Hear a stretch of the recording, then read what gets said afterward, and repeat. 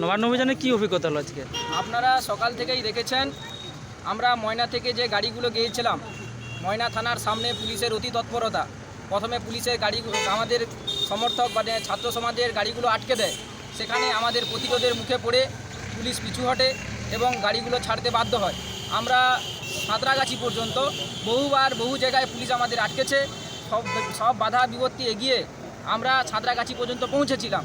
কিন্তু পুলিশের যে অতি সক্রিয়তা, ব্যারিকেডের যে উচ্চতা এবং তার সাথে সাথে মমতা ব্যানার্জির পোষ্য এক বিশেষ ধরনের শান্তিকামী বাহিনী, যারা আন্দোলনকারী এবং ছাত্র সমাজের হাত থেকে, পকেট থেকে মোবাইল, টাকা পয়সা ছিনতাই করতে শুরু করেছে। পশ্চিমবঙ্গে নারীদের সাথে সাথে আমাদের মনে হয় সাধারণ জনগণেরও কোনো নিরাপত্তা নেই।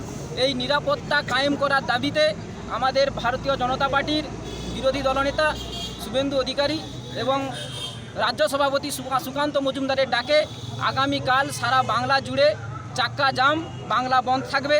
সাথে সাথে ময়না ব্লক, ময়না বিধানসভা পুরোটাই বন্ধ থাকবে। স্কুল, কলেজ, অফিস, আদালত, গাড়ি, দোকানপাট সবাইকে অনুরোধ করব আগামীকাল যেন বন্ধ সবাই পালন করে।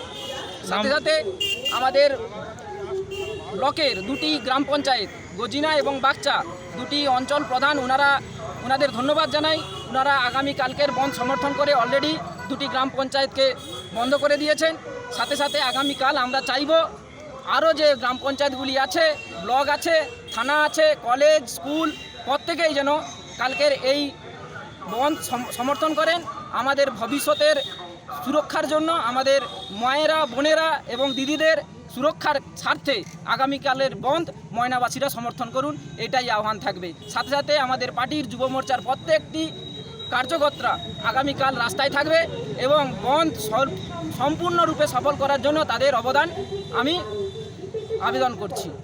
সৌমেন ধারা, তমলুক সাংগঠনিক জেলা যুব মোর্চা সম্পাদক।